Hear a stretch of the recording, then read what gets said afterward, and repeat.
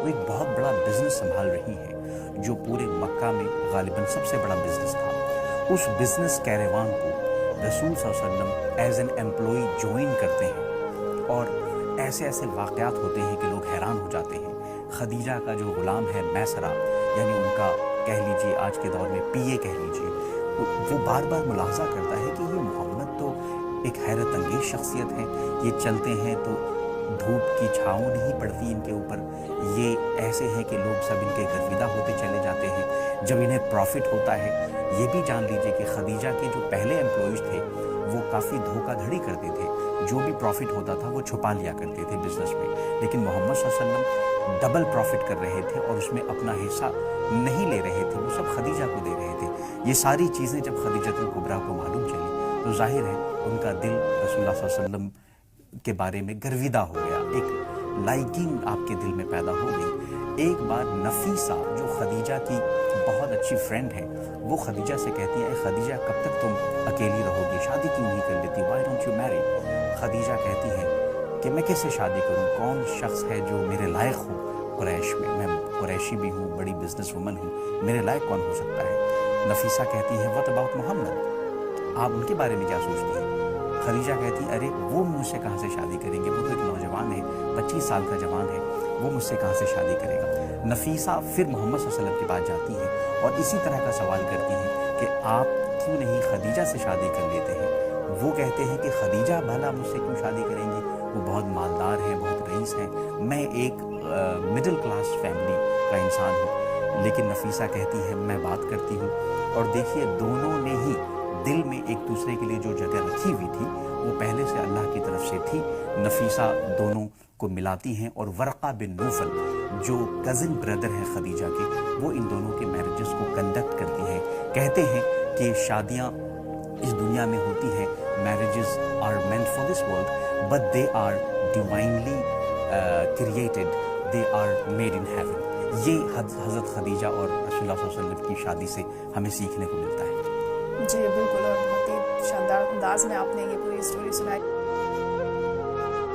رسول دلوی صاحب کیا جواب دیں گے آپ اس کا؟ مکۃ المکرمہ میں جب تک رسول اللہ صلی اللہ علیہ وسلم ہجرت سے قبل تشریف فرما رہے، آپ کا قبلہ قبلہ اول یعنی بیت المقدس رہا ہے۔ ہجرت فرمانے کے کچھ سال کے بعد رسول اللہ صلی اللہ علیہ وسلم کے دل میں یہ خیال آیا کہ کیوں نہ میں اپنے آبا و اجداد یعنی ابراہیم اور اسماعیل علیہ السلام کے قبلے یعنی خانہ کعبہ کی جانب، اور جو میرا وطن معلوف ہے، وطن عزیز ہے، وطن کی یاد ویسے بھی ستا رہی تھی، ہجرت فرما چکے تھے، بار بار پیچھے مڑ کے دیکھتے تھے اپنے وطن کی جانب، اس لیے دل میں یہ خیال آتا تھا کہ کیوں نہ میں نماز میں اس کی جانب۔ تو قرآن کریم میں یہ آیت نازل ہوئی، بسم اللہ الرحمن الرحیم، قد نرا تقلب وجہک شطر المسجد الحرام۔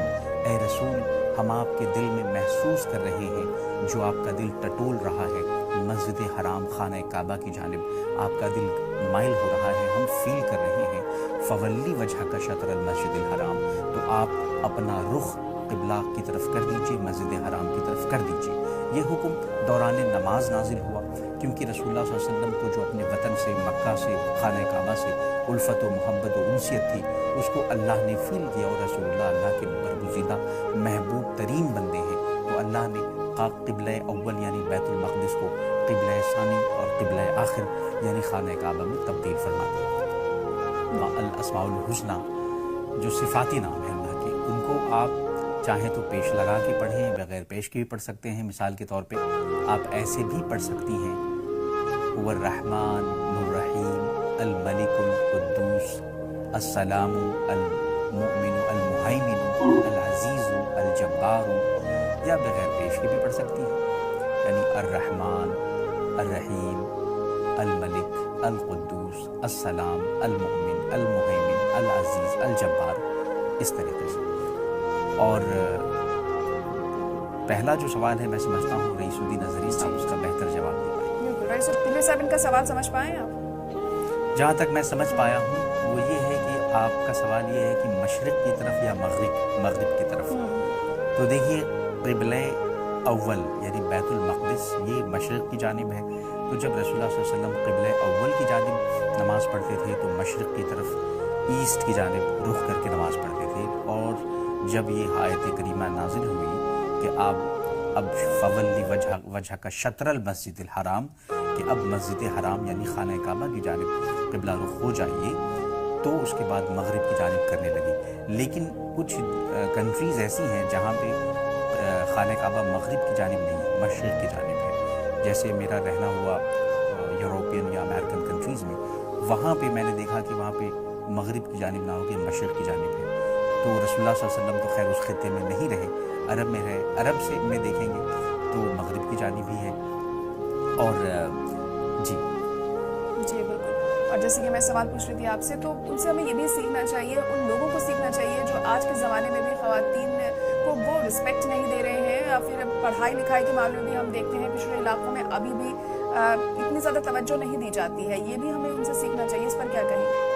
دیکھیے، حضرت خدیجۃ الکبریٰ کا جو مقام و مرتبہ ہے، ان کا جو عظیم الشان کارنامہ ہے، حقیقت یہ ہے ہم مسلمانوں نے کما حق ہو اس کو سمجھنے کی کوشش نہیں کی۔ جب ان کا وقت آتا ہے، ان کا ذکر آتا ہے، جو ہمیں وصال آتا ہے، تو ہم بس یہ کہہ دیتے ہیں کہ ہاں خاتون اول ہیں، فرسٹ لیڈی آف اسلام ہیں، وغیرہ وغیرہ۔ لیکن دیکھیے، حقیقت یہ ہے کہ خدیجۃ الکبریٰ کی شخصیت سے بہت زیادہ سیکھنے کی ضرورت ہے۔ آپ انٹرپرینر بھی ہیں، آپ ایک بہت بڑی بزنس وومن ہیں۔ کیا کوئی بزنس وومن بغیر ایجوکیشن کی بن سکتی تھی؟ اور ایٹ دا سیم ٹائم 70 کیروانز آپ کے چل رہے ہیں، وہ اتنا بڑا انفراسٹرکچر، اتنا بڑا انٹرپرائز آپ نے کیسے شروع کر دیا تھا؟ وداؤٹ ایجوکیشن تو نہیں کیا ہوگا 100%۔ تو ایک تو ایجوکیشن، انٹرپرینرشپ، اور ایک آج کے دور میں کہہ سکتے ہیں جو CEO کا رول ہوتا ہے، وہ آپ نے